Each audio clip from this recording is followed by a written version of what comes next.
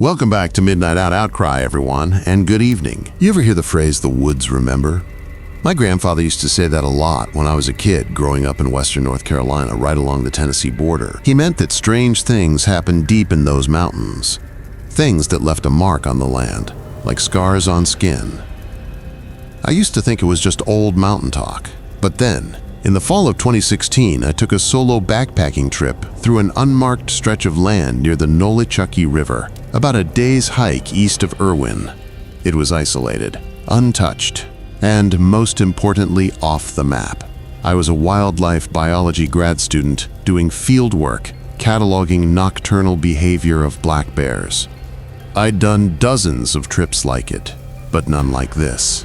I set up camp about 2 miles from where the river narrowed into thick, untraveled forest. The air felt heavy, like the whole mountain was holding its breath. At night, I'd hear branches cracking just beyond my headlamp's reach, too rhythmic for wind, too calculated for animals. But I kept chalking it up to nerves, and the usual forest sounds playing tricks. That changed on the third night. I woke up around 2 a.m. to the sound of gravel crunching. Not twigs, gravel, like someone walking in boots just beyond the edge of my camp. I sat up, froze, and waited. The steps were light but deliberate, like someone trying to sound human, but not quite pulling it off. The cadence was off, too even, too clean. It circled once, paused, then again. I called out, "Hello, you lost?" No answer, just silence. And then, dead quiet. No insects, no breeze. The kind of silence that presses on your eardrums until you feel like screaming. I stepped out of the tent with my flashlight. Nothing but trees. But I could feel it. Something was watching me, right at the edge of the tree line, close enough to see me, close enough to hear me breathe. When the light hit a narrow break in the woods, I saw it. A figure. Too tall, too narrow, just standing there, still as stone, darker than the shadows it stood in. It didn't have eyes, but I knew it was looking right at me. I blinked. It was gone. Now listen, I've spent years in forests. I know how light plays tricks. But this was different. This wasn't an illusion. It was real. And it knew I'd seen it. That morning, I packed to leave. I couldn't shake the feeling that I wasn't supposed to be there, but the woods weren't done with me yet. On the hike out, the atmosphere shifted. Like walking into a thunderstorm that hadn't broken yet. There was something else now. Whispers, low and wet, like breath against bark. I stopped. The sound stopped. Then I saw them. Not one, not two, 6 figures, tall and thin, lining the ridge about 30 yards uphill. They didn't move, didn't sway, just stood there, barely outlined against the morning mist, like living shadows that forgot how to disappear. I turned and ran. Now here's the part that'll stay with me till I die. As I sprinted back toward the river, I passed an old, rotted hunting stand. Been there decades at least. Carved into the tree below it were the words, "They only watch until you see them." I kept running. Didn't stop for food. Didn't stop to breathe. Didn't stop until I reached the Forest Service road where I left my truck. And even then, as I fired up the engine, I swear I saw them in the rearview mirror. Just standing at the edge of the road, watching. It's been years. I moved out of state, left field work behind, but sometimes, when I close my eyes, I still see those shapes in the fog, still hear the gravel under boots that don't exist, still feel those silent eyes watching from the trees. Whatever they are, whatever they want, they're still up there in those mountains, waiting for someone else to see them. And once you do, they never stop watching. Story number 2, The Hollow Below. I never believed the land could remember. Not like people do, anyway. Sure, it holds scars. Eroded hillsides from long abandoned logging, rusted mining tracks swallowed by vines. But memory? Feeling? No, that was before I went to Marrowbone Hollow. It's been 3 years now. I'm no longer a geological surveyor. I don't camp alone. I can't. I haven't told anyone the full story. Not even my therapist. What I'm about to share, every word, was logged in my field journal before the entries started to blur, turn frantic, and eventually stopped altogether. This was my last assignment. My name is Cole Merrick. I was 34 when the company sent me out to Marrowbone Hollow in the far southeast corner of Kentucky, deep Appalachia. It wasn't even a name on modern maps. The job came through back channels, flagged priority by a private mineral company.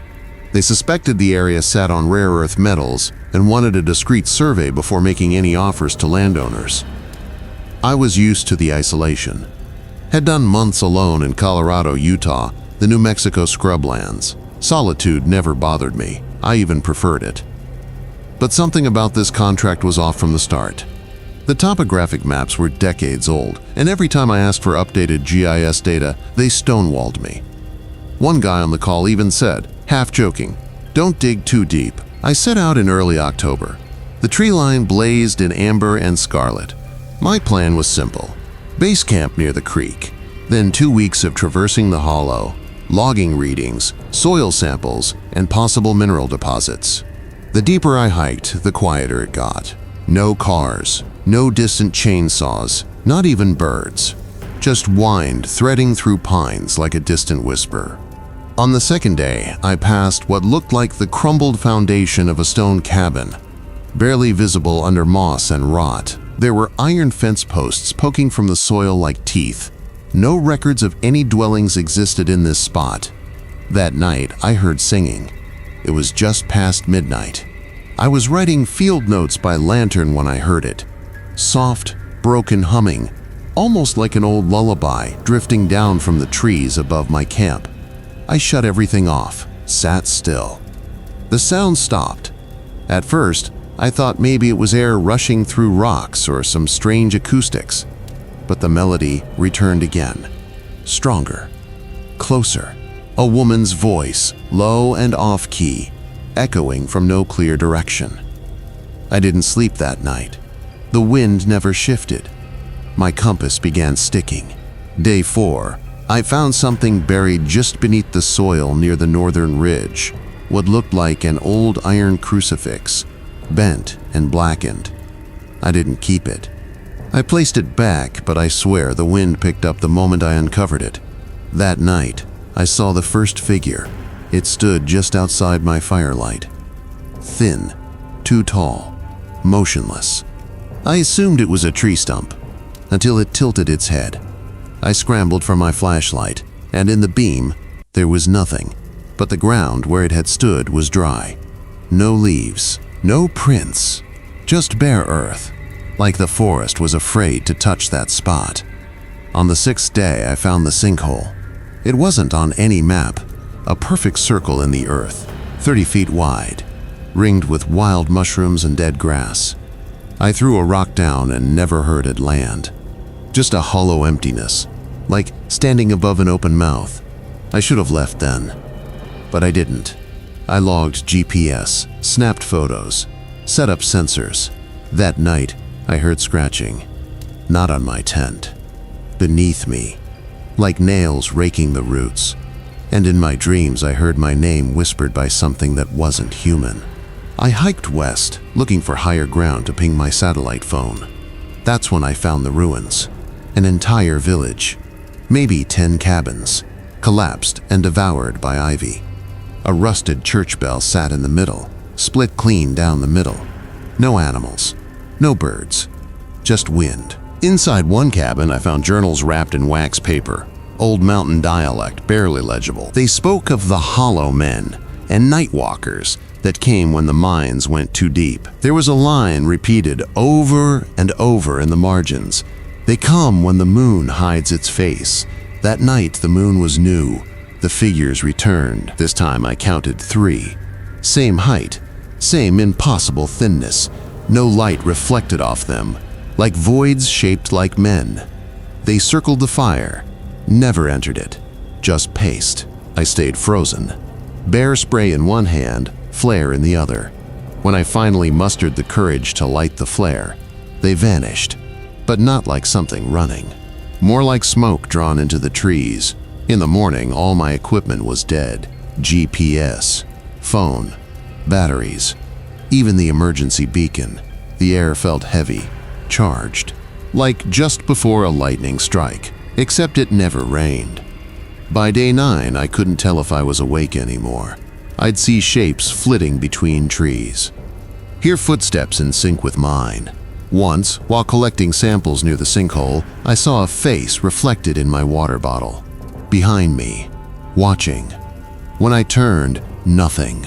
That night, I heard crying, a child's voice. It echoed from the sinkhole, soft and desperate. I nearly climbed down. It begged me, pleaded, said my name again and again. Then it laughed. I snapped, grabbed my pack and bolted through the woods, heading west. No trail, no map, just pure instinct. The trees seemed to stretch and bend, refusing to let me go. Thorns tore at my arms. My boots bled. I ran for what felt like hours. Eventually, I collapsed near a ridge and passed out. When I woke, it was morning, and I was lying beside the sinkhole again, my footprints from days ago still fresh in the dirt. I used the last of my energy to light a roaring fire. Threw all my notes in, journals, samples, everything. The figures watched, silent, at the edge. Then, the ground began to hum. The sinkhole widened, and from its depth, a hand rose. It was skeletal, but wet, veined with roots. It pointed at me, and behind it came the faces. Dozens, hundreds, pale, eyeless, whispering, not voices, but memories. Grief, loss, hunger, echoing through time. I screamed until I blacked out. I woke up in a ranger's cabin 2 days later. A search team found me wandering barefoot down a dirt road 20 miles from Marrowbone. No gear, no ID, just a crucifix in my hand. I told them I'd fallen, got lost. A lie. The land doesn't forget. Whatever's beneath Marrowbone Hollow, whatever watches through the trees, it's older than us, older than stories, and it wants us to remember. Now, let's enter these abandoned homes located in the heart of Appalachia, where the finding out you're not alone is the only thing scarier than being alone.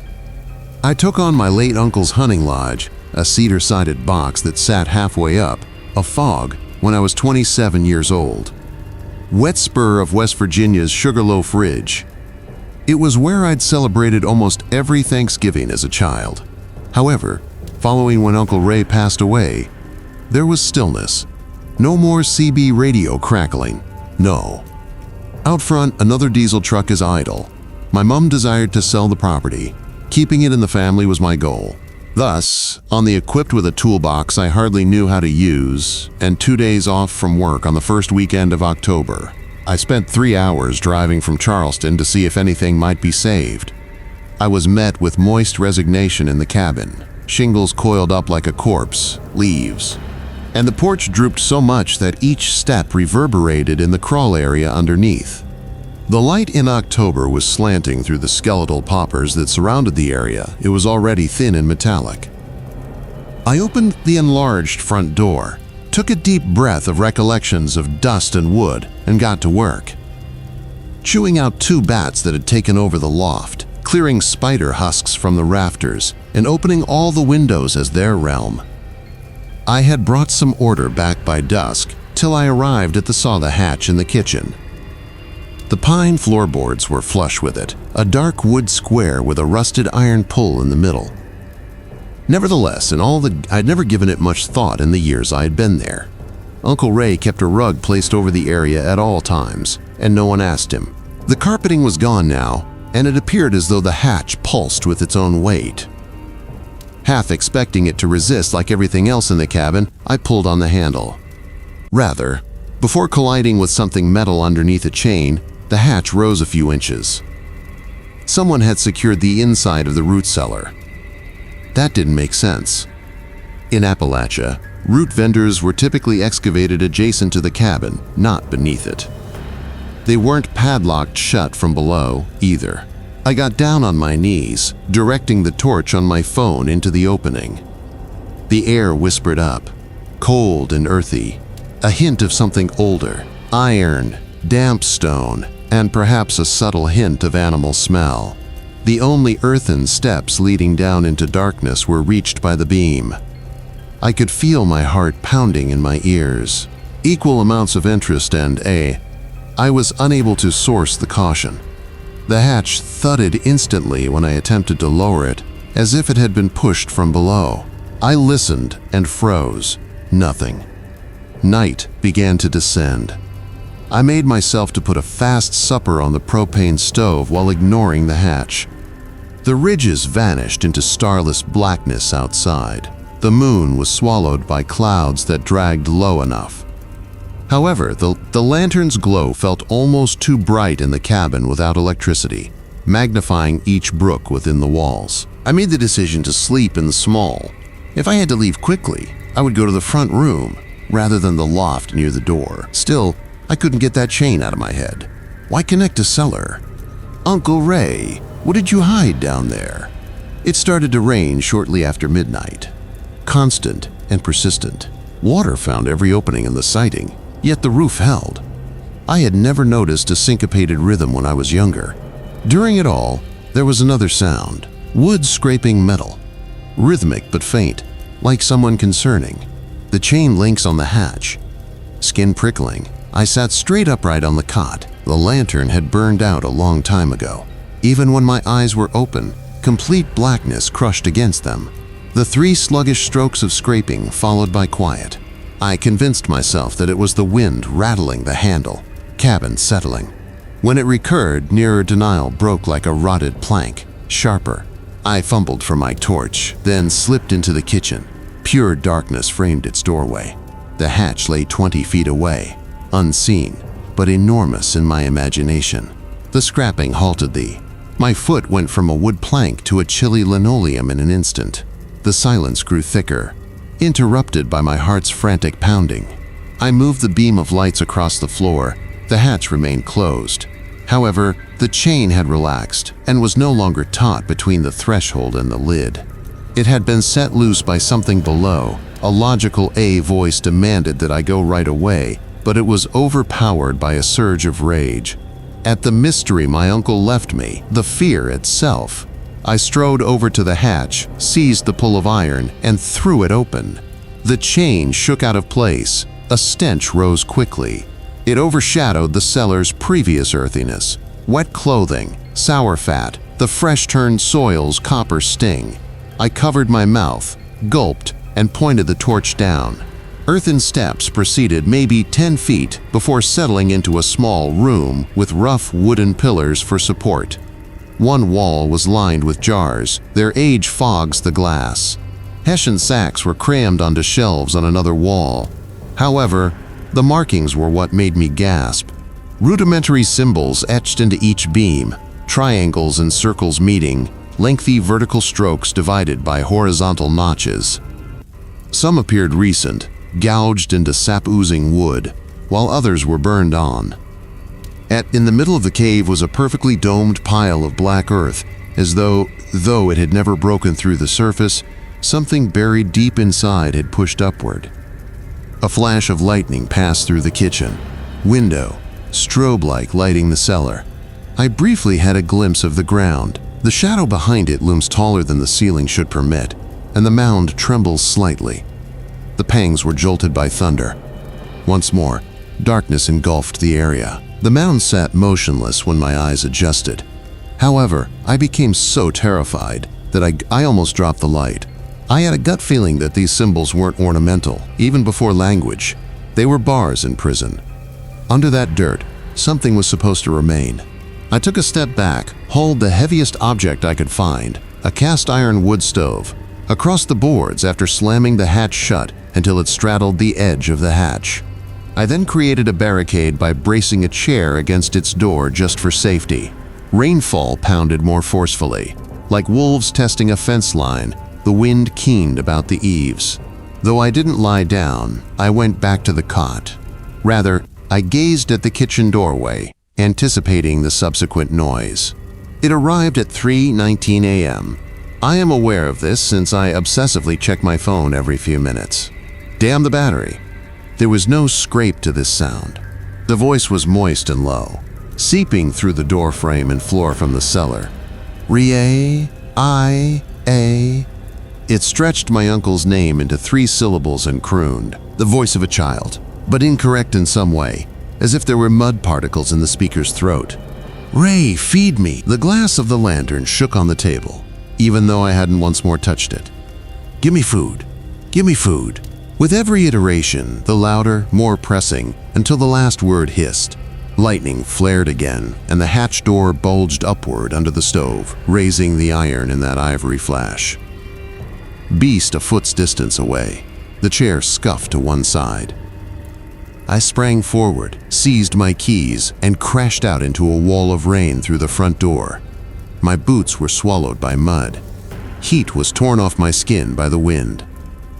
I ran to the truck, turned on the ignition, and heedlessly made my way through the headlights, reflecting off damp bark like glints of bone on a winding forest road. Deep within the trees behind me, a shrill, joyful, inhuman cry rose. I continued to drive till the break of morning, 50 miles north over the Cheat River. My hands trembled so much that I could hardly hold a coffee at the only nearby petrol station. I was asked if I had been hunting by the cashier. Yes, murmured, sort of. That night, I remained at a motel with all the lights on. Dreams, however, brought me back to that mound, the voice, the sigils. I observed. While something beneath the ground murmured deals, Uncle Ray was kneeling at the cellar hole, engraving symbols. I awoke, yelling into a pillow. It took me 2 weeks to get in touch with Mom's cousin Dale, the family's unofficial historian. Over long-distance reception, that is scratchy. Uncle, he told me, Ray's property was formerly a mining community during the Great Depression. A cave-in had, when the main shaft fell, 12 workmen were killed. According to locals, the bodies were just sealed and never recovered, often given to God. Dale claimed that although Ray was a pragmatic man, he believed in containment. He had mentioned night drilling, noises beneath the cabin, and laughter that wasn't really human. Dale believed that Ray sealed the cellar out of deference. Fear, perhaps. I wasn't surprised by any of that. Dale's final comment chilled me. The creature down there nourished on memories, Ray always said. It requested a name each year, a narrative, something alive to cling to. I suppose he had nothing left to contribute. I kept what I had heard that stormy night, the voice calling my uncle by name, from Dale. I also didn't admit that. Since then, I've had dreams of all of my relatives interred in family plots along those ridges, not just Ray.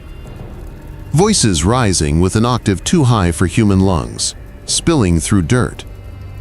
I am unable to dispel the belief that the mound in that cellar has expanded, growing larger than a heartbeat as it waits for the next breach. A conservation trust purchased the land from me. Paperwork is mailed, but keys are never came back. The cabin is now listed as a condemned structure on the legal survey, no open to the public. However, locals claim that you can still hear a child when the wind is right, singing from below the planks.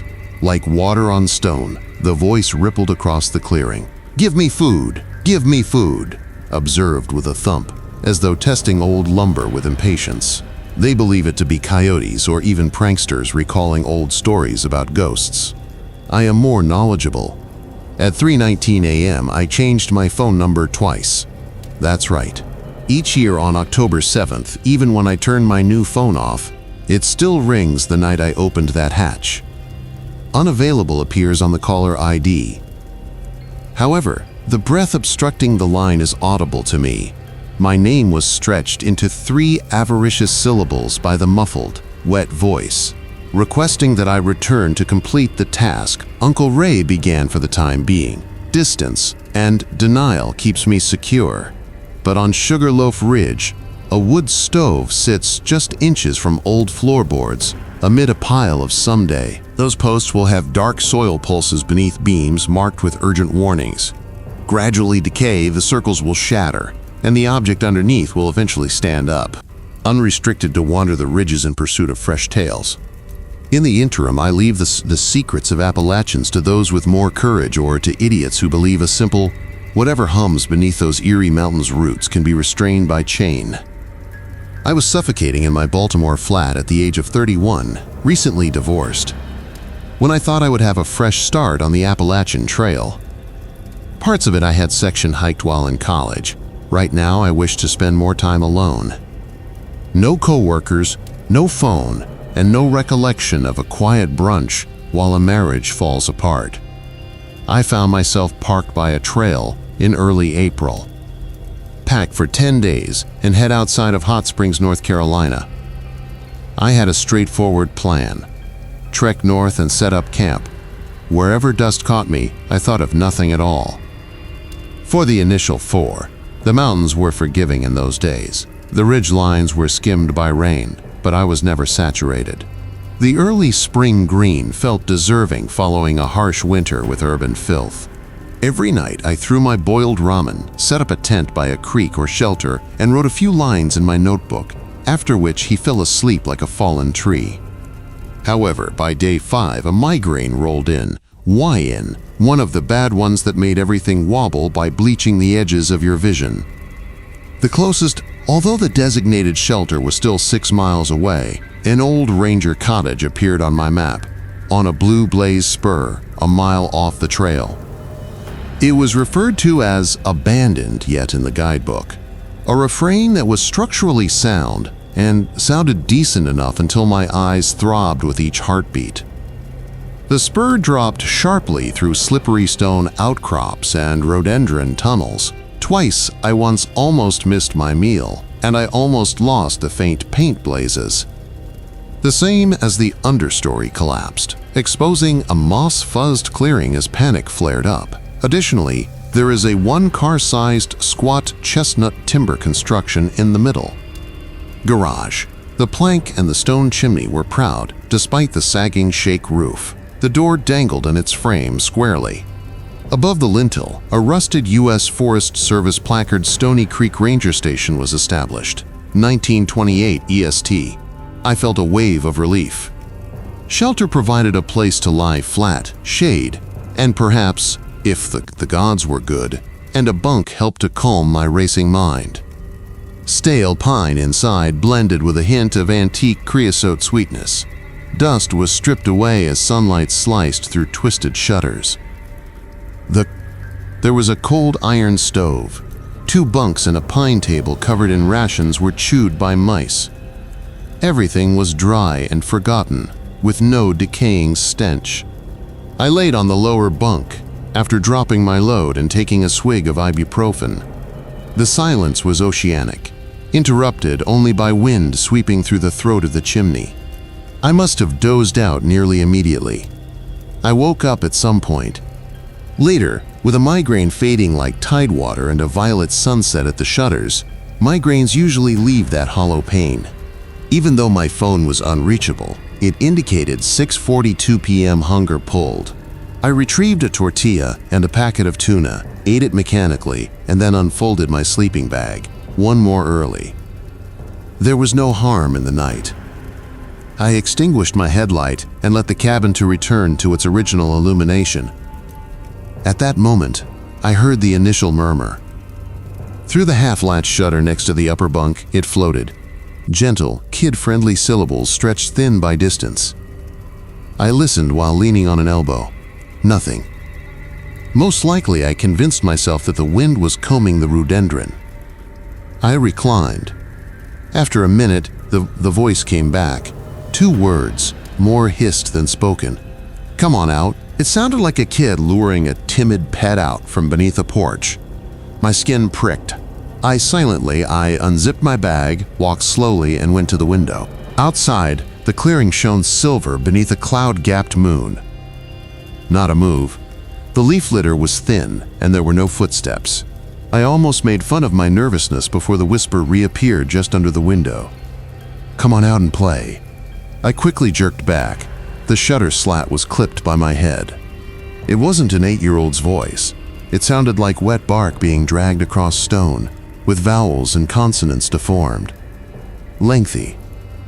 The dry rattling of a grasshopper accompanied the word play. I turned on my headlamp and looked around the room for anything that might be a weapon.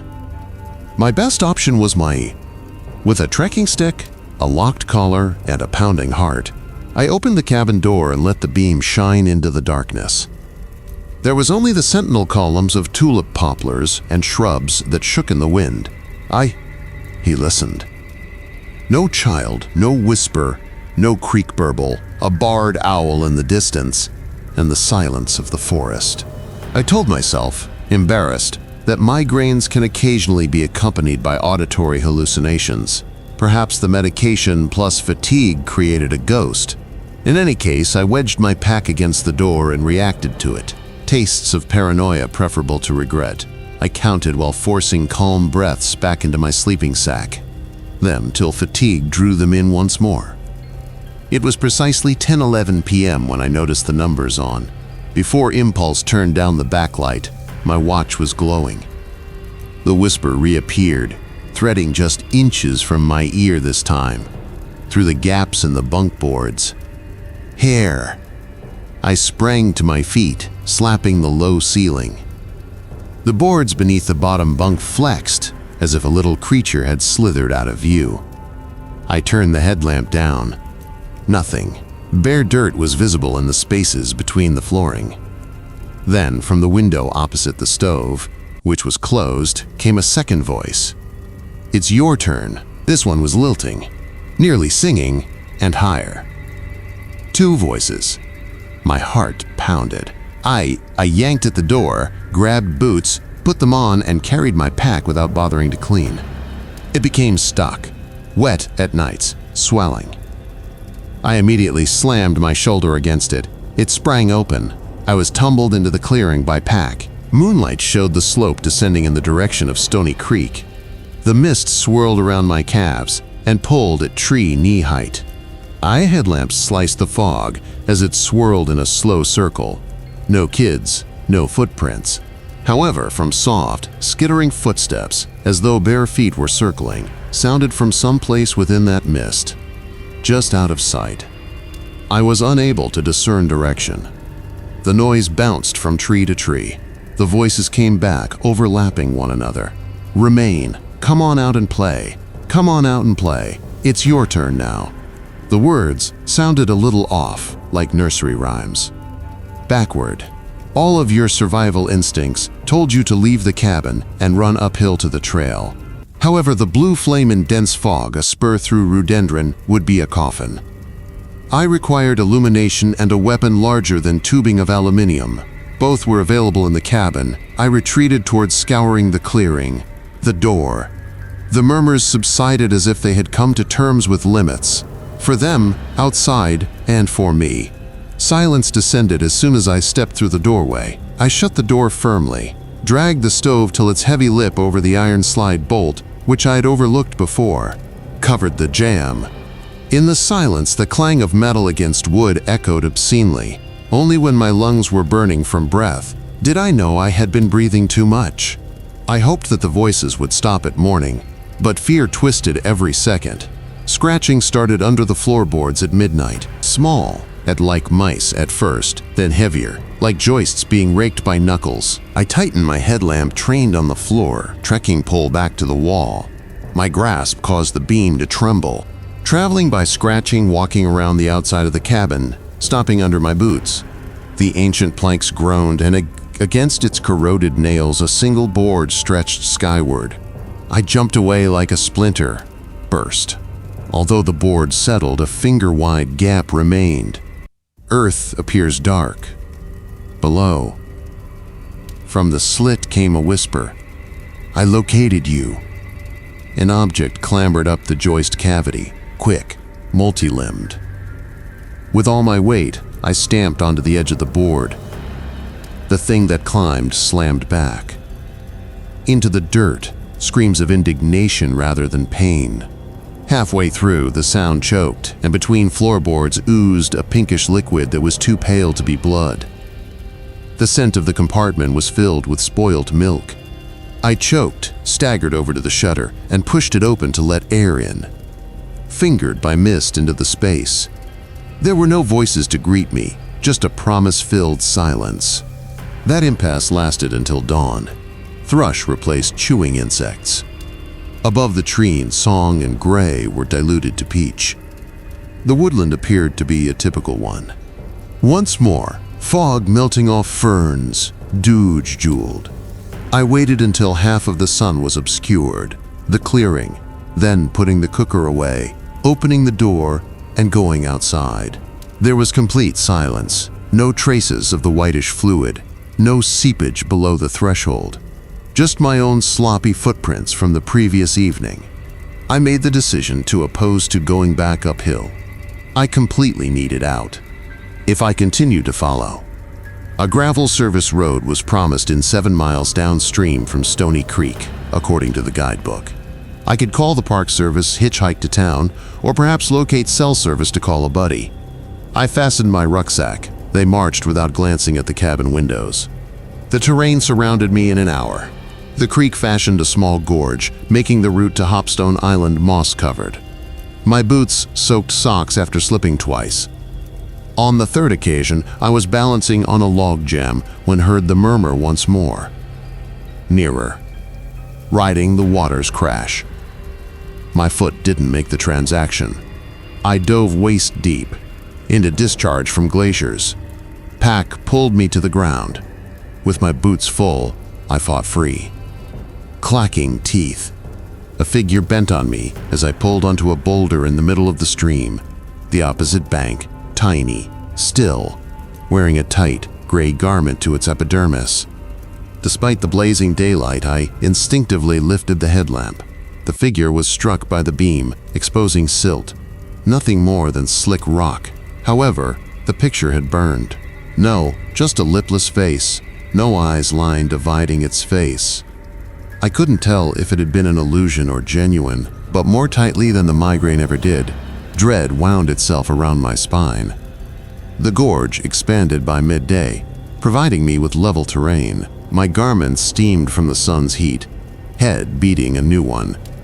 I held on to the knowledge that I was getting closer to civilization with each step. At that moment, I noticed the fence with split rails. Confirmation created by humans. A road glinted beyond it. Relief almost failed me. I climbed over the fence, fell to the gravel, and almost... When a pickup came around the curve, she shouted. I desperately flagged. The motorist, an A-dust plume rose as an elderly woman in a feed store cap broke hard. She rolled down. Her window, slack-jawed at my dripping condition. I rambled incoherently. Something under the floor. A cabin. Stony Creek Ranger cabin, she murmured after listening without interruption. I began to object, but they destroyed that last summer when it was struck by lightning and burned to the stone foundation. I was rendered silent by the assurance in her eyes. She gestured to her truck's bed. Climb in. You look done. As I stripped off my pack, I heard a final murmur spiraling from the gorge behind us. So faint, I could have dreamed it. It's your time once more, I winced. The driver looked over his shoulder. Are you all okay? I told a falsehood. I was all right. I dried off and called my sister while she drove 10 miles to a volunteer fire station. Paramedics. When they checked me for a concussion, they only discovered dehydration and damaged ribs from the fall. I didn't bring up the murmurs. My throat sealed each time I tried. After 2 days, I sat in the USDA. The Asheville Forest Service office was committed to confirming the driver's claim. The on-duty ranger pulled up damage. Reports. As it turned out, the Stony Creek Ranger Station had been for years condemned and ultimately razed following a fire caused by lightning in August of last year. The official images revealed a roof that had collapsed and charred beams, not at all like the intact cabin where I had slept. The rear's brow furrowed when I asserted that I had spent the night there. Have patience, he said. Sometimes trauma plays tricks. I walked out of the appointment with more questions than I had brought. Later that night, as I was unpacking my belongings, I discovered evidence that I wasn't angry.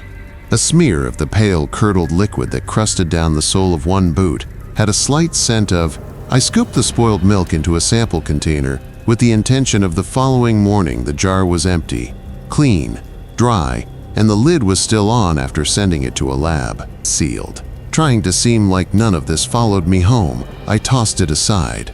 However, every night at approximately 10:11, when my insomnia keys fit my tiredness lock, I tell myself that the slightest scratch beneath my Baltimore floorboards is the building settling, a subway, city rats, tremors, but the scratching gets bolder every week, closer to my bed, and occasionally floats like a carrier wave on the pipes, especially on evenings with the moonlight when my bedroom wall is strobed by headlights, and I believe I see a kid-sized shadow expand its lipless mouth and flatten against the plaster, almost beckoning me to finish the game.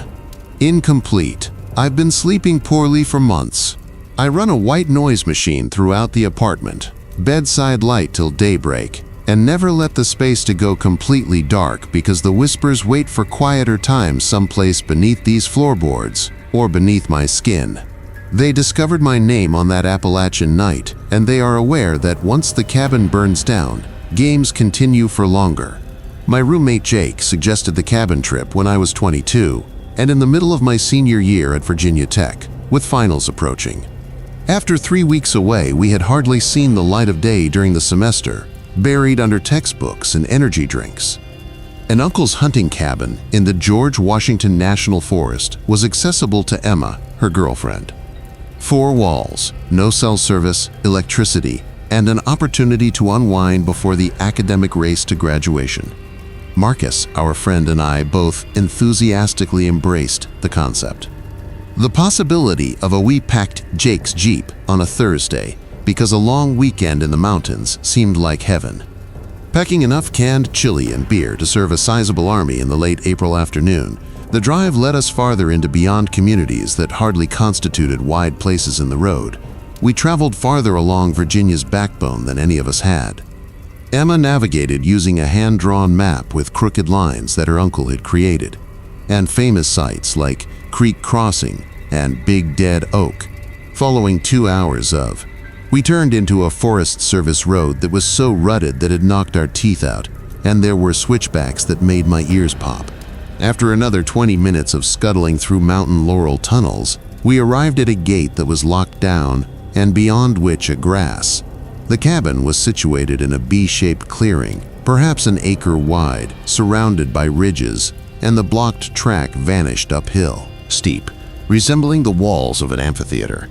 Emma's uncle had constructed the space himself, rough-hewn wood with concrete chinking, a metal roof green with age, a hand pump that operated well, and a stone chimney that sagged slightly but held crouched close to the front porch, and a fire pit with creek stones approximately 30 feet from the door had been ringed. We hadn't seen another car for an hour, so the seclusion was total, and like deep water, the silence slammed against our eardrums.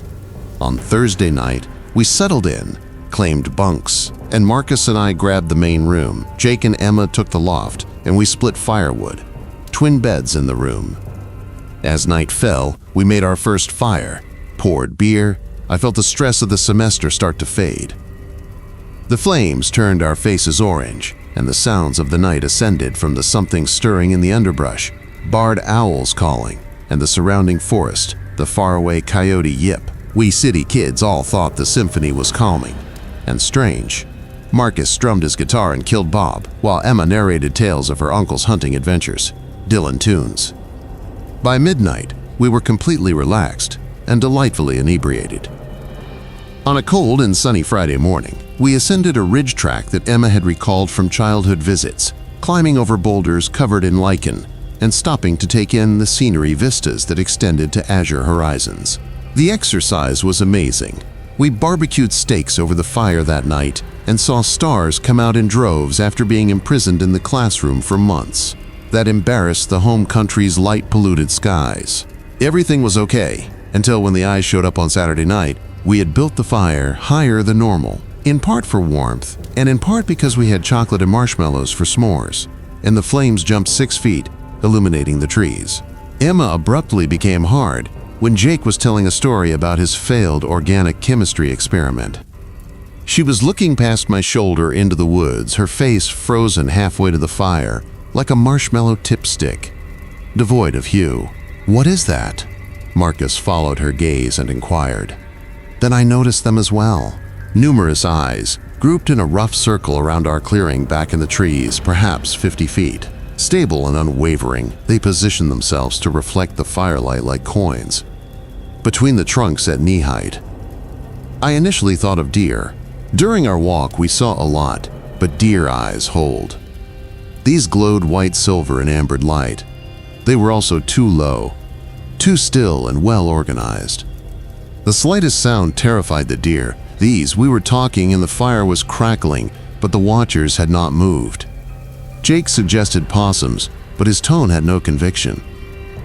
There were too many pairs of eyes and their perimeter was too perfect for a haphazard assembly of woodland creatures. As we observed, more emerged. As whoever possessed them edged closer through the brush, they winked into being. The circle became closer. Emma seized Jake's arm. She muttered, "My uncle never mentioned anything like this. He has been the hunter for these woods for 40 years. I counted the pairs that were visible, and there were maybe 26 or 28.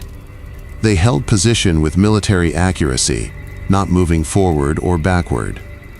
They were accompanied by noises, no footsteps, no rustle of leaves, no breathing. The entire forest was silent, as if all the living things had left, leaving only these patient observers." Marcus put his instrument down with shaking hands. "Should we go? Within?"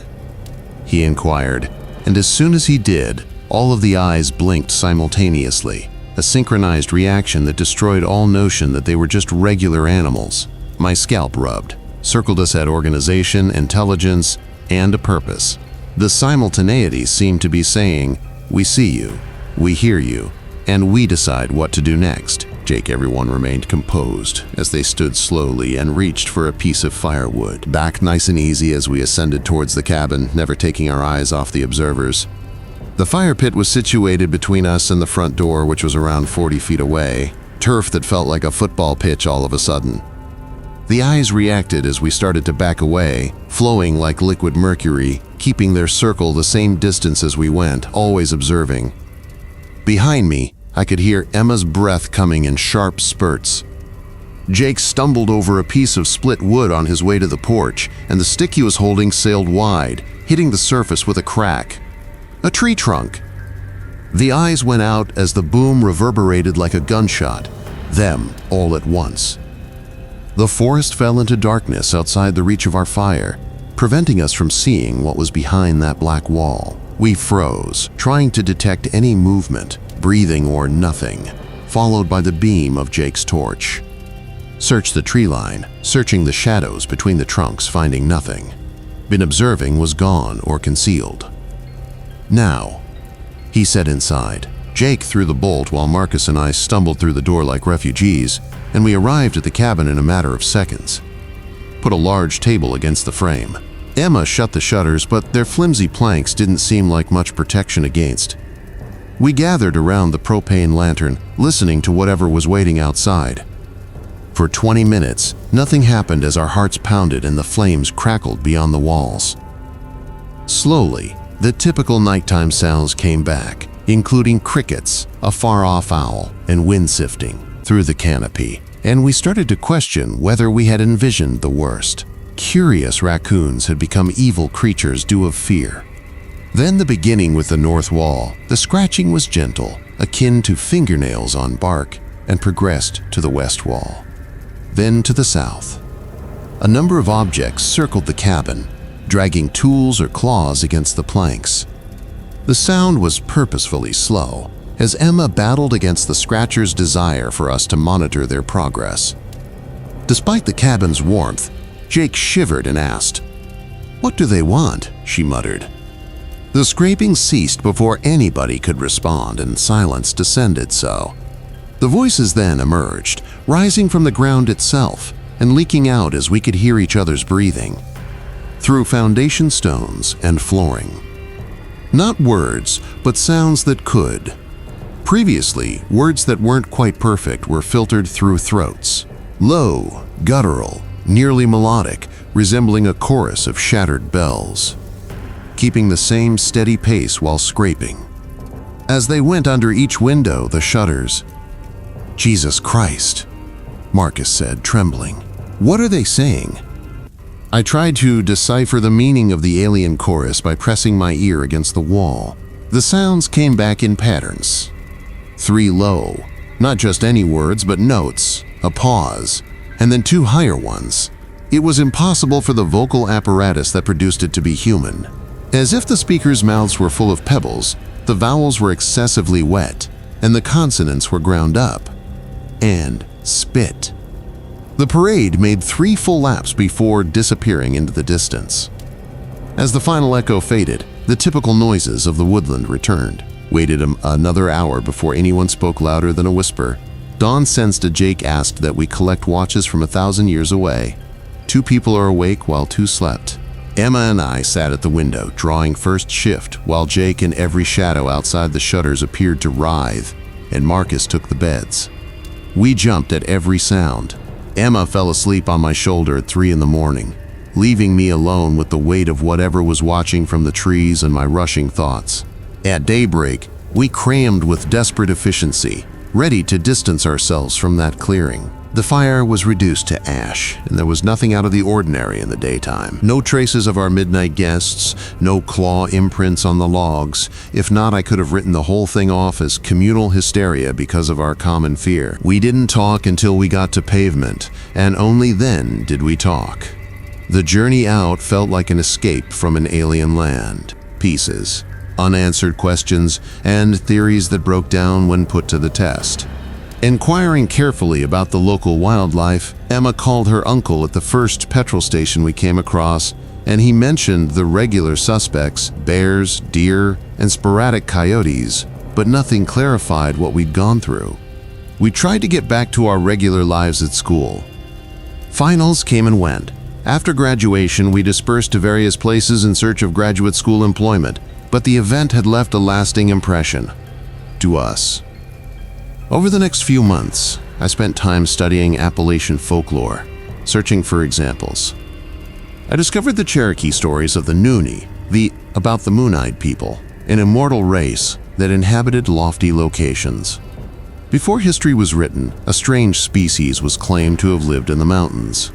They talked about creatures that walked between humans and animal, with silver eyes, observing from the deep woods. The most disturbing were current reports, with hunters and hikers documenting comparable experiences throughout the southern Appalachian. Constantly the same details, ground-level eyes, synchronized motion, and noises. That the Forest Service had files full of these reports, but they weren't quite language. However, they blamed them on anything from mass panic to escaped exotic pets. I wasn't happy with any of the explanations. Emma's uncle was discovered dead 2 years later, 3 miles from the cabin on a logging road next to his four-wheeler. He was just 58 and in wonderful health, but Emma had a heart attack. Stated that his last journal entry, which was found weeks later, detailed odd noises coming from the cabin, and she sold the land right after the funeral because she felt like things weren't watching her. I sometimes wonder if our presence that weekend transcended some unseen line. If we happened to wander into an area where there were more ancient claims than title and human deed. The Cherokee described locations when the world grew thin. Perhaps the area was one of those places where things from earlier times still had power. And perhaps we were fortunate to get away with nothing more terrible than dreams. Yet sometimes I still wake up thinking about those silver eyes. Observing from the shadows between the trees, perfectly patient, and I wonder if somewhere in the good, they are waiting for the next batch of travelers to wander into their ancient Appalachian depths, watching still. Domain, where human interference has consequences, and the old regulations are in effect, just starting to comprehend.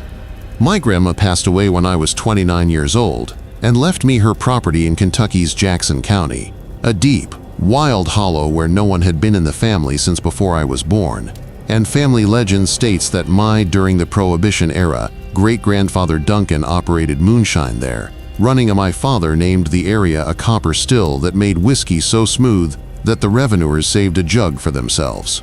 I brushed it off as moonshiner mythology, said Duncan disappeared into those woods one September night and was never seen again. Until the attorney gave me the deed, a hand-drawn map, and a rusted keychain. That made me the new owner of a destroyed cabin next to a spring in 200 acres of forest. My curiosity overcame. I worked as a freelance photographer in between jobs, but I was restless and partially enamored with Appalachian folklore. In October, when the hardwoods were burning red and gold, I packed my Nikon, a chainsaw, and camping supplies into my Subaru. There were hollows filled with morning fog on the drive south from Cincinnati. 10 miles past McKee, cell service stopped working. The tarmac turned to gravel and eventually dirt. I finally arrived at the gate, which had 2 cedar posts and a chain that was sufficiently slack to slide free, and beyond that was a worn-out, carpeted track. Amid damp leaves, wood smoke piercing the air from faraway chimneys, the cottage sat in a clearing with crumbling tin roof, slouched walls, and clawed rock from the hillside. A century old, with windows reduced to shards, leaning forward like a drunk on a bar. With its skeletal branches against the milky sky, a sugar maple lingered overhead. The copper still stood next to the rubble, protected by a thin tube of decaying planks. Stood immaculate, mash barrel intact, coils shining through a verdigris skin, thump keg upright. Beneath the boiler, a firebox was formed by blackened stones. As though it were about to be lit, a pile of split hickory waited. The daytime high was barely 40, but I ran a gloved hand over the warm metal, perplexed. I made camp inside the cabin's footprint, where the residual heat was still radiating, setting up my tent where moss has taken over the flooring. Following a luncheon, I experimented with jerky and instant coffee. The spring gushed freely from a limestone seam 20 yards downhill, feeding a leaf-covered pool. Adjacent to it, dozens of glass bottles were partially buried by decades of silt, some of them broken, others that were wax-sealed and had not yet been cracked. Their contents glistened in light amber, and I lifted one in the late light, and the liquid within slushed thick, nearly viscous. I couldn't help but pocket the jug opener and score the wax, and a pleasant yeasty smell wafted out, mingled with something metal. I sealed it again, uneasy. Dusk fell quickly in the hollow. Made beans, built a campfire, and captured nighttime images of the cottage silhouetted against an icy vault. Stars. I heard a hollow drip at around 9 as I was going over my camera's photographs, resonating from the liento, the still. I initially believed that rain had begun, but the sky was clear. I approached. Moonlight silvered the copper. I turned off my torch to protect my vision. One drop landed on a gray stone from the condenser spout, followed by another. There was no fire burning underneath the boiler. Clear liquid condensed and fell with metronomic precision, but no mesh was heated inside. Blink, blink, blink. I knelt down and felt the discharge, which had a subtle scent of maize and smoke, but also a sour taste, similar to blood left in a heated room. All of a sudden, the blink, blink, blink. Steam feathered from the worm coil, drip accelerated, a faint hum reverberated through the ground, but there was no source of heat. I retreated. The hum stopped when he stumbled over a root, and the drip went back to its leisurely. Sleep seemed to be coming. My heart thumped so loudly that it drowned out the night insects. Impossible, yet fatigue pulled me into fantasies of snaking copper veins beneath my skin, throbbing with whiskey rather than blood. I awoke before the sun came up too. I noticed new flames licking from the tent flap, a sharp crack, and wood cracking. No one was around, so I scurried around the still's firebox with the hickory logs burning bright. I came out with my hatchet in hand, but the only sound in the clearing was my own ragged breath, which was smoking in the chilly air. Heat warped the pre-dawn gloom, and the fire blazed as though it had been stoked. White. The condenser emitted vapor, and liquid poured into a waiting jug I didn't recall setting there. At last, reason struck, and I put out the fire with my water container. The flames went out, but the steam hissed like a vengeful serpent. I picked up the freshly filled jar as the boiler remained hot, metal pinging as it cooled.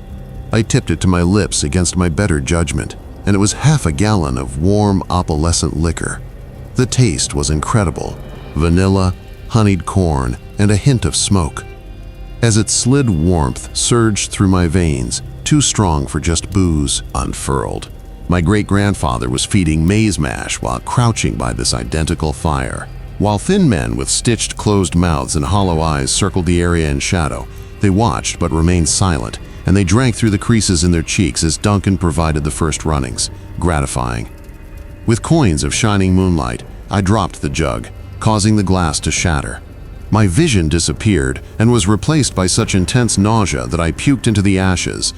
On the way back up, the liquor burned, and there were bits of copper mixed in the bile. I rinsed my mouth at the spring until my gums bled, terrified by the shredded foil. The first rays of dawn showed footprints in the soft ground. The treads of my boots and another design next to them, slender, bare, and with lengthy toes that resembled deer hooves. Splintered into numbers, the route wound around the still and disappeared into the brush. I wanted to run, but I wanted evidence of what I had witnessed, so pride held me in place. I spent the day taking pictures of the motionless, the prints, the intact jugs. The forest became quieter by the hour, and the birds singing became less frequent as I stayed away from the alcohol, eating protein bars and river water instead, even if something heavy crushed the air flat. Filtered twice, but the desire for that honeyed warmth remained strong. As coals. By the end of the afternoon, I could hardly hold the camera. I saw that the mash barrel level had increased just before dusk, but I hadn't touched it or topped it, and the surface oozed sweetly. Smelt petrol. That hum came back, nowhere to be found, rippling through marrow. "Feed me," was said through the hum, but I couldn't tell if it was a hallucination or a memory. I realized then why Duncan's great-grandfather's voice whispered offers, corn for safety and blood for prosperity. Disappeared. The maples bled scarlet. The still wasn't a tool, it was a throat, and our family had been its tongue. As night fell, I decided to demolish the object and carried petrol. Flames climbed the Subaru, doused the Leonto and struck a match. Planks clung to the ceiling and licked the copper belly. Victory flared for a second, but then the fire went out. The smell of petrol subsided, and he choked as though something inside had pulled oxygen away. The flames inverted, blue tongues curling inward, sucked into seams, and replaced by the pleasant smell of fermenting mash. The copper lightened where boiler plates touched, and a sound akin to a child sucking marrow through a straw ascended. I staggered back, stunned and singed, but pulsing with internal fire, melting. 5 or 6 figures emerged from the treen and went on all fours. Despite having human-like limbs, their long, pale skin was glowing under the moon. Faces smooth, knees bent back, fingers splayed, clutching earth-like roots. Because Riverstones had no eyes, they circled between me, their blank fronts tilting towards me with hungry intent, and the cabin moving in the same direction, corralled by the still's pulsating glow. The murmur reappeared, "Feed me," echoing the patient cadence I had witnessed in the vision. Out their bare, eyeless pores. Fear gave way to instinct, and I ran to the automobile, fumbling keys. One creature leaped with unimaginable speed, bridging the gap in. I slammed the door as it made 2 heartbeats, and its limbs clicked like a jointed cane, left a smear of clear liquid with a corn mash odor after slapping the window. The engine roared to life, the tires spat, and the glass pugged inward but held. Gravel. The throng clustered on the still in the rearview mirror, hunching down like worshippers at an altar. They were drenched in copper light, and their bodies trembled, growing as though filled. I didn't stop till I got to the interstate with liquid sunlight. The last 2 hours were filled with adrenaline blotting. From recollection, I looked at my reflection at a petrol station. Eyes bloodshot, lips. Water and gum didn't remove the amber stain, and my breath left a sweet whiskey odor that clouded the mirror. I scrubbed until my mouth tasted copper once more. I went home and completed the necessary paperwork to sell the land to the State Conservation Fund. I persuaded myself that weeks went by without any dreams. Reality had been distorted by shock, and then the bottles started to arrive, unlabeled, bundles with a half-gallon mason jug of it at my doorstep, wax sealed with my great-grandfather's initials, opalescent liquor, no return. I left the second one on a homeless person, and I emptied the first one down the drain. Me and man's cart. I destroyed the third one in an alley, but the shipments went on, every new moon. Occasionally, in the silence between rumbles on the highway, I hear a faint hum coming from the pipes, and my jaw trembles like some distant machinery. The craving is growing even though I haven't tasted a drop since that morning next to the still. My blood work looks strange, a doctor says. Increased concentration of copper, liver enzymes off the chart, but I don't do it. She inquires about my experience with industrial metals, and I decline, setting up I refuse to make the appointment, since I am aware of what feeds the still and what I now eat. That one swallow left a mark on my blood. Whether I torched the earth or salt, I bound my veins to the copper belly kilometers away. The relationship endures. In the woods, my great-grandfather negotiated with phony men, and the debt was skipped. Centuries to locate me, and on certain nights I dream that I'm standing in the hollow again. While patrons without eyes wait their turn at the spout, I wake up by the firebox, sliding logs into the smiling mouth, with hands that smelt of hickory smoke and jaws that hurt from thirst. The most recent ajar, with a wax seal glistening like a promise, rests on the kitchen counter. I will not break it myself, nor will I pour that liquid treasure down my perilous throat. But until daybreak, the hunger becomes stronger, and the walls continue to hum. I'll drive south once more one day, drive into the hollow along the rutted track, and kneel where Duncan did. I'll stoke the flames beneath that eternal vessel. If maize doesn't suffice, let my veins open. Maybe then the shipments will stop. Maybe the yearning will subside, or maybe the moonied crowd will drink their fill. In the meantime, I hold onto the jars, and maybe the still will just learn a new melody to sing through the blood of my children. Concealed, and I hope that when the moon wax is full, the city's lights remain bright enough to block out the hum, as I'm not sure how many more deliveries I can handle, but I've already fed it understands that every thirst eventually yields, and it is patient. I had been bow hunting in the Daniel Boone National Forest for 15 years at the age of 34. Years when I came upon something that caused me to reevaluate what I believed to be true about those mountains in Kentucky. This time, when I was just tall enough to learn these ridges my father. By the time I inherited his tree ant in the Red River Gorge, I was able to draw a compound bow and maneuver through the tangle of blinded, on game paths and logging roads, which is why the 13th mile marker was so eerie. I have hundreds of miles on that specific Forest Service route. However, it wasn't until the night the lights came on that I discovered the aged post with 13 etched deep into its rotting face showed up. I had been hunting 3 days into rifle season in mid-November. I'd seen him twice, a trophy buck with tracks that cut through the hollows like a roadmap of frustration. Each time, he disappeared into the laurel thicket, despite having a fantastic 10-pointer with a rack large enough to hang clothes. I had waited in the woods after legal firing because I was determined to pattern his movement before I could set up a shot. Hours, as darkness drew in the valley below, keeping an eye out for my raised blind.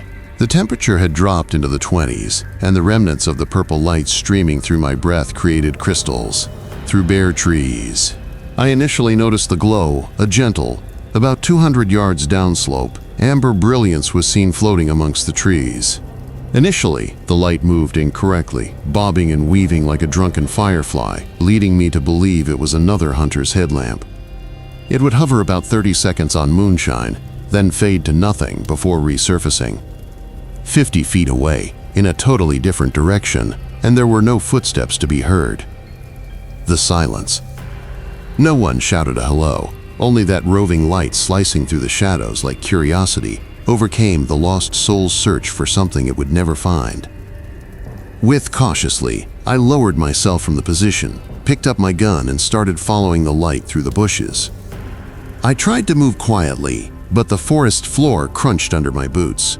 Deer bones and frost-brittle leaves scattered by coyotes, creating a cacophonous minefield, but the light appeared unaware of it. To my chase, continuing its unpredictable dance among poplar and oak trees that had existed before the Cherokee hiked these mountains. On 2 occasions I lost sight of it entirely, but it always reappeared in my peripheral vision. The chase took me deeper into unfamiliar territory, barely past comfortable shooting range. Despite decades of experience with this wooded area, the ridgelines appeared incorrect, too sharp-edged and steep, as though the terrain had been refolded while I was away. Game trails I'd followed from my early years ended at impassable cliffs, and the stream that ought to have run alongside my path had disappeared completely. I just saw static on my GPS screen when I eventually paused to examine it. I was crying because there were satellites, no coordinates, and only electronic snow. For the first time since I started following it, the light ahead paused. Still, and I moved stealthily forward, using the thick looked around the bark of a chestnut oak for cover, and the light came from what seemed to be a cabin window. One square of bright yellow light shining like a beacon through the darkness. The building itself was a black shape, crouched against the slope, scarcely perceptible, but that window's illumination promised human presence. Someone who might be able to explain the straying light, or at least direct me back to a familiar area. There was something strange about the cabin, so I approached it with the same vigilance I'd used when tracking a suspicious deer. The roof line drooped at angles that contradicted basic proportions, and the proportions appeared distorted, constructed, and what ought to have been a chimney did not emit any smoke. My reservations vanished like ice in the sun, as that window glowed with such hospitable warmth. I went around the structure once, observing that there are no footprints, tire traces, or any other evidence of recent occupancy. The front door hung ajar a little, and it was dark, visible past the threshold. I pounded 3 times, and each time the sound echoed oddly, in the void. I heard something, but there was no answer from inside. The voices were low and unclear, as though they were having a conversation. I shouted a hello, either through thick walls or in a language that was difficult for my ears to understand, introducing myself as a lost hunter looking for guidance. The voices abruptly ceased, and there was a pause, so complete, as if it were pressing like thick water into my eardrums. The door swung. When I touched it, it opened to reveal an interior devoid of architectural logic. The cabin's outside proportions were insufficient for the single chamber, with walls vanishing into shadows that should not have been produced by window light. A fire created swirling shadows across rough surfaces as it crackled in a stone fireplace that had not been visible from the outside. 3 individuals sat on hewn furniture that appeared to have been hand-carved from individual trees. With their backs to me and their shoulders as still as gravestones, they sat around a table in the middle of the room. As I crossed the door, I remarked, "I apologize for disturbing you, but I feel like I've lost my way out there. Please direct me to Forest Service Road 192. The figures did not turn or show any sign of acknowledging my presence. It seemed like they were playing cards, but the deck strewn all over the table didn't look right.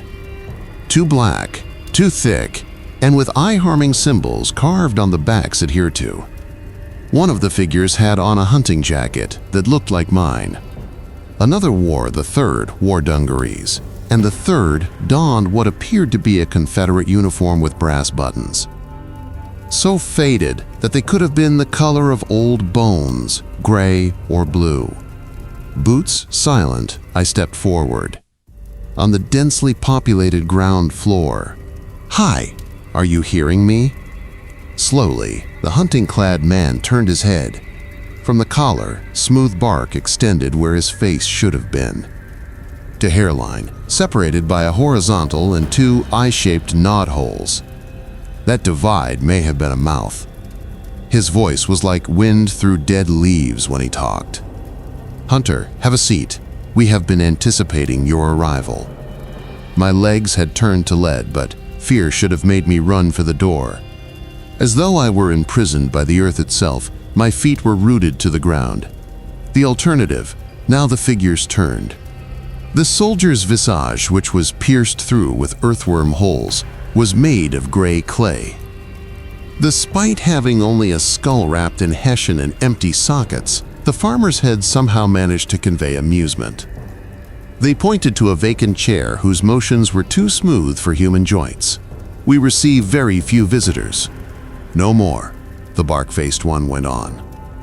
"Nowadays, most people know better than to follow the lights, but you have the sight and hunger for things that lurk in the deep woods, don't you?" Even though it sounded like a croak, I managed to find my voice. "Who are you? What are you looking for?" The farmer with the skull face chuckled. "It sounds like millstones grinding." "Desire? It's what we've always desired. Companionship for the long evening, someone with whom to share the watch-keeping load. You see, Hunter, there are qualities about these mountains that, in contrast, make us appear amiable. Items that are sleeping beneath the ancient burial mounds in Cherokee, creatures that can swim in the darkest caverns. Items, when the moon gets black, they hunt." As the last line between the sleeping horrors and the guardians, we are the centuries. The upper world. Another hand of those ridiculous cards was dealt by the soldier. Each one shows images of dread and brutality in fine detail. "Your great-grandfather knew us," he murmured, not raising his gaze. "Wasn't that Hiram Douglas? He used to bring us coffee and tobacco in exchange for keeping the mountain spirits at bay during the First War. But when he passed away, his family stopped honoring the compact and disregarded the previous promises. The 13th mile marker has been waiting for someone of his blood to come back." Knowledge slammed like frost across me. Water. Since the mile marker had never been there before, I had never noticed it. For me in particular, it had seemed like a trap set by my own curiosity and family history. The stray light had been guiding me and had not gone away. 3 dead guardians waited to retrieve a person from this impossibly little cabin. Debt that I didn't realize I had inherited. "I don't understand," I stumbled. "I have no knowledge of guardians, compacts, or the bark-faced." My words dried up like fall foliage as the hunter held up one wooden hand. "Acceptance leads to understanding, boy. Whether you realize it or not, the obligation is ingrained in your blood. The decision is straightforward. Replace your great-grandfather as the 4th guardian, or allow something historic, and you're not going to leave this cabin the hungry way you're going to on these mountains." I attempted to flee at that moment, wheeling in the direction of the entrance, but the same man who entered it. The cabin had rearranged itself, with windows having been replaced and solid walls stretching uninterrupted where the entrance should have been. Disappeared. The room felt smaller with every heartbeat, the walls pressing inward, the fire, the only source of illumination. Like a final blow, the 3 guardians looked on, with what may have been pitying looks if their faces had been.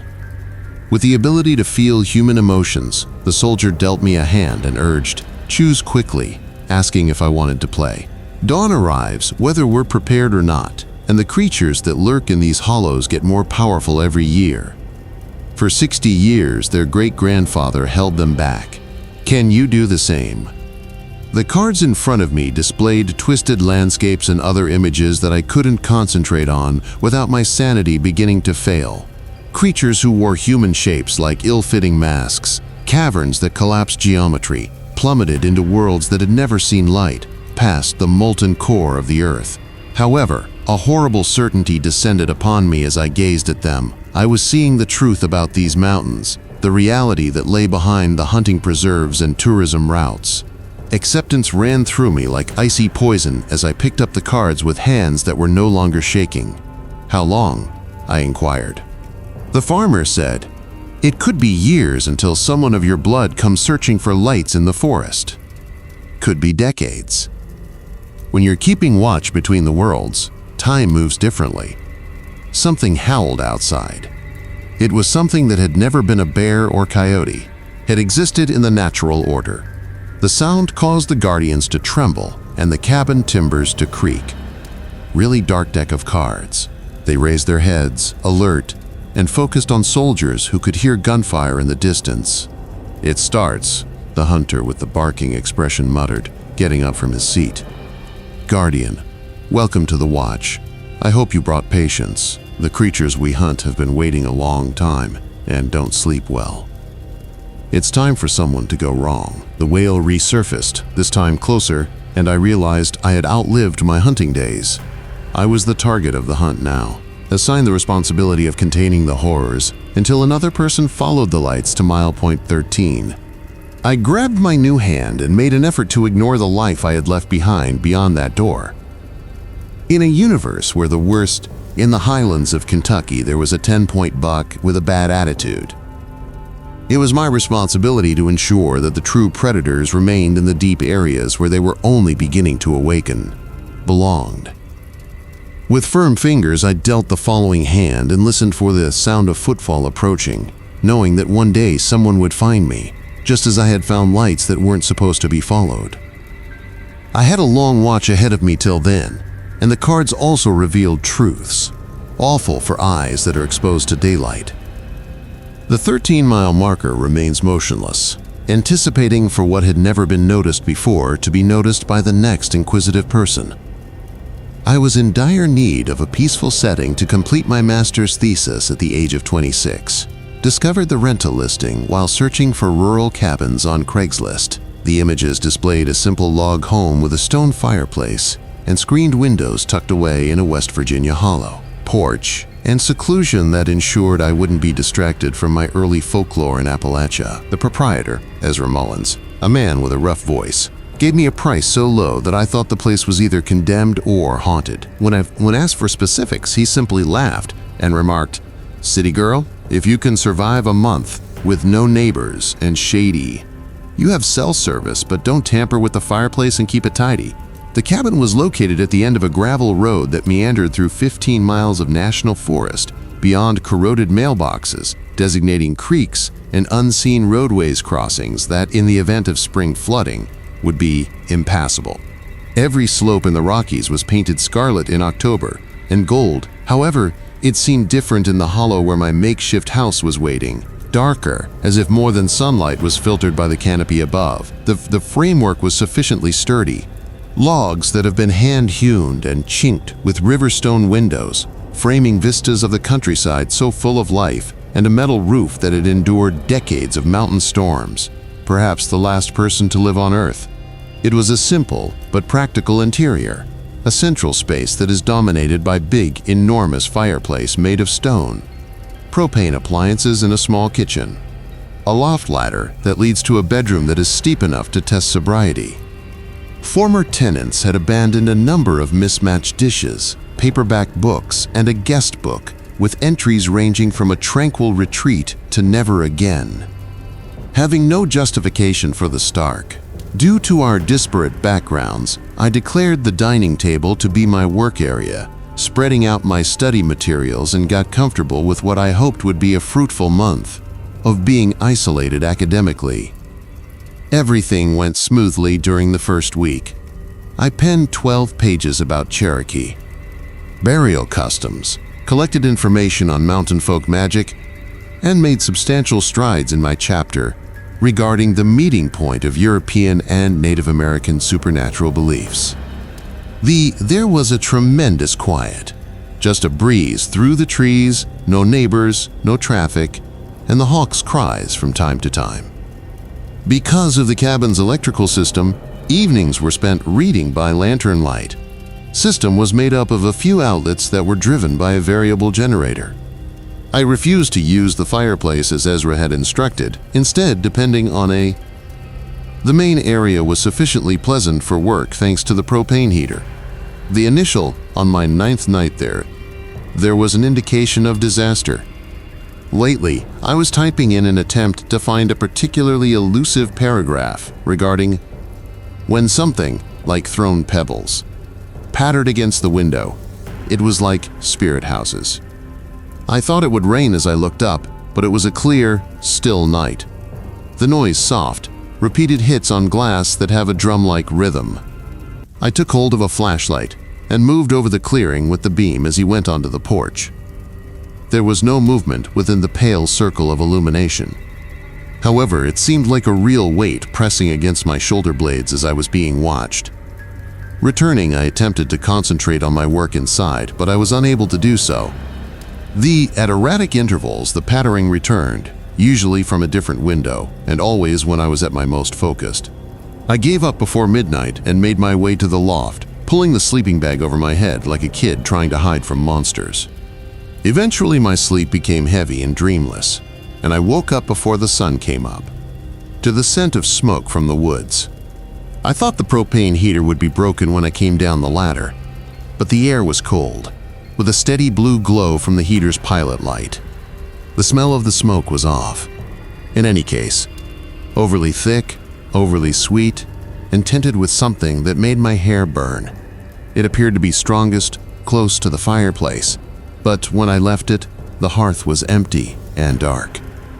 I got down on my knees, with a torch beam probing the syro on the stone apron, and looked up the chimney. Nothing was visible but years of a pale square of sky at the top and accumulated creosote. However, as I pulled back, my something floated down the head. Instead of the typical twig and leaf litter, a handful of fine ash fell like gray snow over my hair. I dismissed it. Perplexed, more dropped instantly. A continuous dusting of granular debris that wasn't supposed to be in a fireplace that hadn't been burned for months. My palms felt warm against the ash, which carried the pleasant, sickening smell of organic materials burning. Ezra and I spoke over the phone. I was hiking half a mile uphill to a granite outcrop that provided a single bar of water when my phone picked up a signal. Communication. He remained silent for so long that I believed the call had ended when I explained the falling ash. Lastly, "You've been setting fires in there," he said. "No, you ordered me not to." "All right, maintain it that way. Old chimneys occasionally settle and release soot that has been lodged there for years." However, there was a sharpness in his voice that I had never heard before, and when I asked him for more details, he said that bad reception and ended the call. Determined to look into the matter, I hiked back to the cabin with more questions than answers. Chimney in greater detail. Researching chimney dynamics and fireplace construction took up the afternoon, although ash falling from an unused flue was not explained by anything I could find. As nightfall drew near, I constructed a tiny fire in the yard and prepared dinner over the fire, in part for the warmth of a genuine fire, and in part to escape the cabin's more unpleasant atmosphere. No matter how I tried, the food tasted like ash. Season it. And on 2 occasions, I noticed myself looking in the direction of the windows, anticipating faces plastered against the glass. The true horror came at night. The ash started to fall again as I was typing in the pool of lantern light. Not the morning sprinkling was light, yet it poured down heavily, filling the fireplace opening and spilling across the hearth. My throat hurt from the thickening of the pleasant smoke smell. Taking a torch, I knelt in front of the fireplace and played the beam up into the throat of the chimney. What I observed violated every physics law. I got it. The ash was descending. Gray powder was as impossible as it appeared. Defied gravity as it flowed in a column of spiraling particles from the hearth towards the chimney aperture. Vanished into the sky above. The pleasant aroma grew stronger, and inside it I smelled traces of various smells. Scorched cloth, wood in flames, something that possibly preparing meat. Larger chunks were carried by the rapid upward flow. Now, charcoal fragments and pieces that uncannily resembled bone. I scurried backwards as the impossibly strong storm grew stronger. Swirling ash in disobedience to natural law, rising through the air in a gray torrent that appeared to be carrying whispers, voices, and groans barely below the hearing threshold. The lantern flames sputtered in the odd air currents, and the madly swirling shadows on the timber walls A heavy object fell down the chimney and hit the fireplace with a damp thud. A charred pile that could heat and time caused the pages of a book to fuse together. The delightful stench was now overpowering, as cloying as funeral flowers and something otherwise. I recognized the bitter bite of fright sweat and the copper stench of blood. All of a sudden that I could smell a long-gone fire, having an echo of a horrible incident that took place in this fireplace. The remains of that were carried by the ash moving upward. Conflict, reliving the incident like historical smoke signals.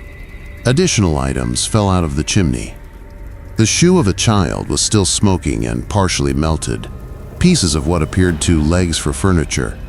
Pieces of cloth that, when touched, collapsed to powder. Every object landed with noises that were too damp, too natural, and accompanied by murmurs that became more distinct as the unthinkable storm continued to rage. I overheard names being called in smoke-filled voices and frightened, glad that no one had responded.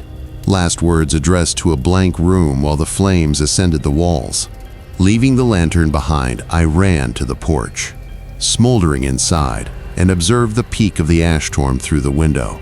Gray snow began to pour upward, forming a vortex across the main room, of old ash that, like smoke in reverse, spiraled towards the ceiling before vanishing into the chimney. The murmurs turned into high-pitched, frantic screams that were interrupted by the sound of something falling apart. Then the storm stopped as abruptly as it had started. Ash settled to the ground in drifts that engulfed my laptop and research materials as quiet returned, like water pouring into a dam that has been broken. I stayed up monitoring the cabin for the remainder of the night in my car, with the doors locked and the engine going. Indications of additional disruption. No one showed up. When the ridgeline was illuminated by dawn, I plucked up the confidence to get my stuff back. In the gray light, the ash blanketed everything swiftly, creating a thin layer that burns with old secrets and fires.